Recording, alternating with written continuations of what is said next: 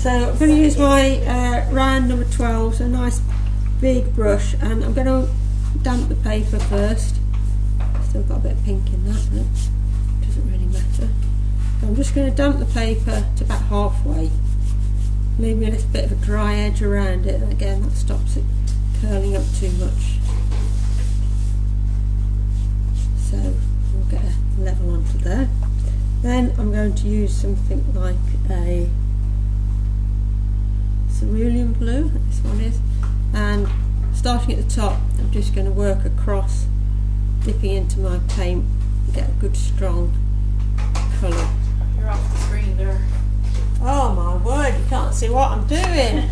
That's no good. So I'm just dropping my coloured brush paint into there. So it's wet, so it runs down nice and quickly. I'm then going to take another blue. What colour is it? Oh, this is quite a sort of turquoisey blue. I'm going to put some of that in as well.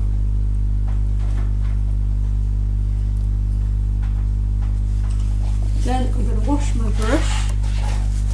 I'm going to dry it, and I'm going to lift out some bits of cloud. Oh, that's a big blob of water I've dropped in there. You don't want to do that. Mop that up. So wash your brush, dry it, and the handle, and just lift out some sort of cloud shapes. Because we've wet the paper, they're quite soft. I don't want them sort of too stark. If we wanted to do that, we could paint around them with the watercolour. We want a sort of soft, misty, sort of hazy sort of sky. And again, just do them however you want. I'm not trying to get anything too particular. So we get a nice sort of pool of water coming down there as well. So we'll just bring that down a little bit. Don't get too much. And we could drop a mauve colour in, a purple, and just try and show some hills in the distance, and sort of purpley blue. Ideally let it dry a little bit. They're going to disappear, but I will put them in.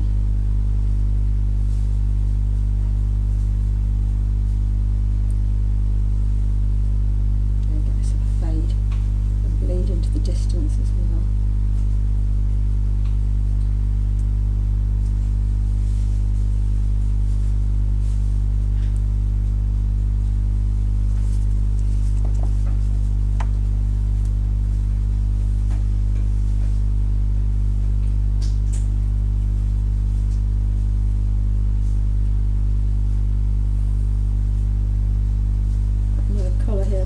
I've got colours here that I don't really use very often, but it's a good enough time as any to try them out. So I'll just put another sort of band of mauve mountain type shapes. They'll probably get lost, but that doesn't matter.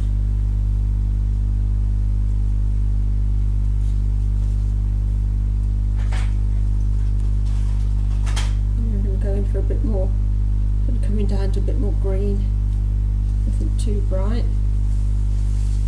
just working in bands along this paper.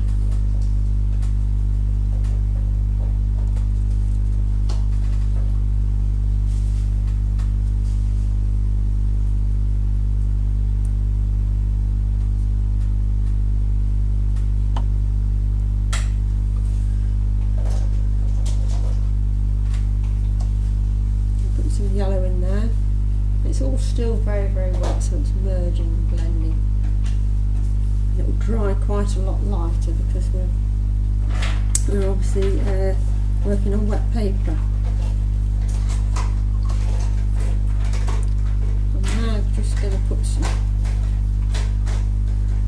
colour into the bottom, just again a bit of greens and yellows some brusho on again. Have you wet the bottom off?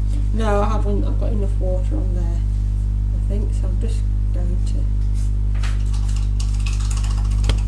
take that down and go in with a few nice bright brusho colours.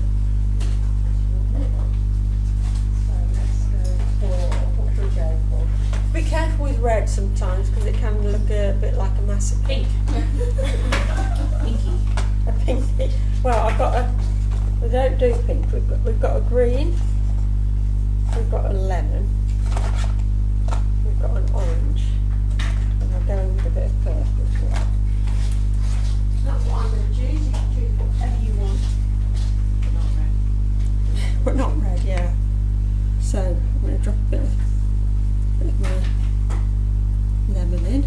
Sorry, sunburst lemon. Sunburst lemon. Go with a bit of orange in with that.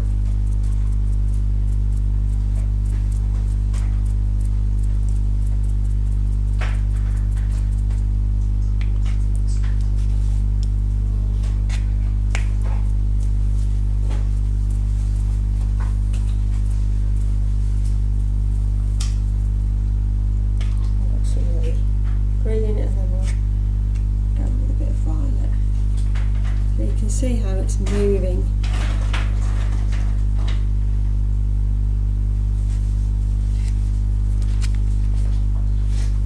Don't want it to move too much. I want to try and just get that to look like little speckled flowers. And I will use my piece of old credit card type, and it just gives a bit of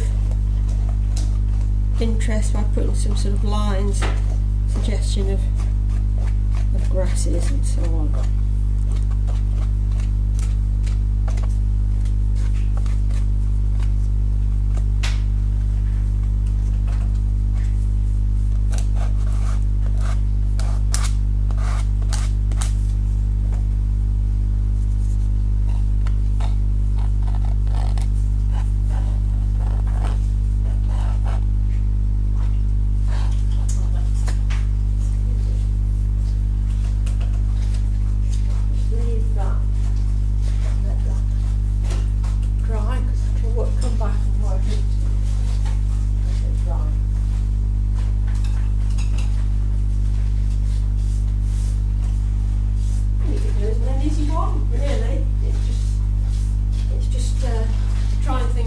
Trying out different colours.